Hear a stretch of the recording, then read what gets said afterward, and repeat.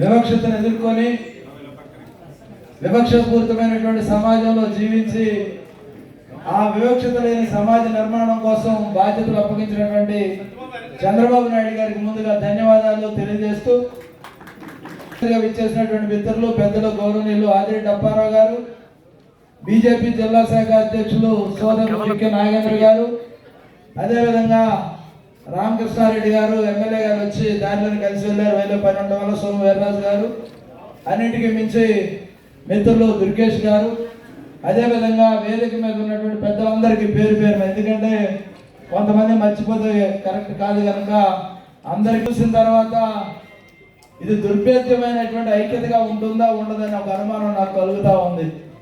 ఎందుకంటే శత్రువు ఎప్పుడు కూడా ఎదురు చూస్తూ ఉంటాడు దాడి చేయడానికి. ఐక్యతను ఏ విధంగా పాడు చేయాలి? ఐక్యతా సంఘర్షణ అంటే మాలలో మా సోదరులే, మాదిగలో మా సోదరులే, రెల్లి మా సోదరులే. 59 ఉపకులాలు కూడా ఊరికి దూరంగా జీవించినటువంటి ఉపకులాలే. ఇలాంటి వాళ్ళు ఎవరు ముందు అని కాదు, ఊరు బయటకు వెళ్ళడానికి ఎవరు ముందని మనం పోటీ పడతా ఉన్నాం. ఊర్లో రావడానికి ఏ విధంగా పోటీ పడాలనేది ఆలోచన చేయాల్సినటువంటి సమయం వచ్చింది. దాని వేదిక ఎందుకంటే రాజమండ్రిలో తూర్పుగోదావరి జిల్లాలో ఒక సమావేశం ఏర్పాటు చేస్తానంటే నాకు కొంచెం భయం ఉండేది. ఎందుకంటే స్వేచ్ఛాయుతమైనటువంటి జీవనం లేనటువంటి దళితులు ఈ జిల్లాలో ఎక్కువ మంది కనపడతా ఉన్నారు. బానిసలుగా బ్రతకడానికి ఇష్టపడతా ఉన్నారు. మీకు ఏం తక్కువ అంటే ఎవడో మాట్లాడదు. ఎవరైనా బియ్యం ఇవ్వాలా, సాయంత్రానికి పచ్చిమిరపకాయలు ఇవ్వాలా, కూరగాయలు ఏమైనా తెచ్చిస్తే తప్ప నీ కుటుంబం గడవదా? ఎందుకు బానిసత్వం చేస్తా ఉన్నావు? ధైర్యంగా కూర్చో, నిలబడు, నిటారుగా నిలబడు.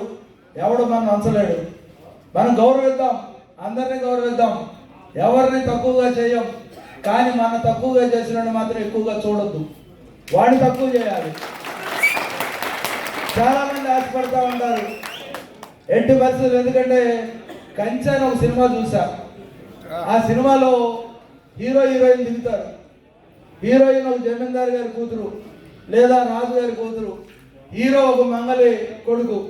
కానీ ఆయన పరిచయం చేయడానికి తండ్రి అతను రిసీవ్ చేసుకోవడానికి వస్తే అవతల జమీందారు అంటాడు, యారా రేపు వచ్చి గడ్డం చేయాలి అంటే కులం పేరు చెప్పడం. అక్కడ గడ్డం చేయమంటే వాడు ఆటోమేటిక్గా తక్కువ కులం వాడు చెప్పడానికి ఆ కంచాల సినిమా మీరు కూడా చూడండి. ఎందుకు చెప్తున్నాను, నేను సినిమాలో తక్కువ చూస్తాను. మనకి విద్యలో తక్కువగా ఉన్నామా, వ్యాపారాల్లో తక్కువగా ఉన్నామా, దేనిలో తక్కువగా ఉన్నామంటే దేనిలో తక్కువగా లేము. కానీ ఈరోజు చాలా సంతోషంగా ఉంది. ఎందుకంటే ఇంత దిగులుగా ఉంది, తర్వాత సంతోషంగా ఉంది. ఆ సంతోషం ఏంటంటే నేను అనేక సమావేశాలు చూసా. ఇంత క్రమశిక్షణగా ఎవరో వెళ్లకుండా కూర్చున్న సమావేశం ఇదే. ఎందుకంటే నేను ఆంధ్రప్రదేశ్ టీచర్స్ ఫెడరేషన్లో పనిచేశా, టీచర్స్ యూనియన్లో 10 ఏళ్ళు జిల్లా ప్రెసిడెంట్గా పనిచేశా. పెద్ద పెద్ద సమావేశాలు ఏర్పాటు చేశాం. వెళ్ళే వాళ్ళు ఎంత ఉంటారు, వచ్చేవాళ్ళు వస్తూ ఉంటారు. అదేవిధంగా జిల్లా అధ్యక్షుడికి ఇక్కడ కూడా 5 సంవత్సరాలు పనిచేశా తెలుగుదేశం పార్టీకి. ఇక్కడ కూడా ఇంత క్రమశిక్షణగా, ఎందుకంటే మా వాళ్ళు కాబట్టి కూర్చున్నారని సంతోషపడతా ఉన్నా. ఇక్కడ ఎవరు కూడా వేరే వాళ్ళు ఎవరు లేరు. ఆదిరెడ్డి అప్పారావు గారు కానీ, పిక్కి నాగేంద్ర కానీ, వీళ్ళు కూడా పైనుంచి వచ్చినటువంటి అగ్ర కులాల అహంకారానికి బలైనటువంటి వ్యక్తులే. వీళ్ళేం అతిథులే కాదు. కాకపోతే వాళ్ళు ఏం చెప్పుకుంటారంటే దురదృష్టం అదృష్టం మనకన్నా పైన ఉన్నాం అనుకుంటారు.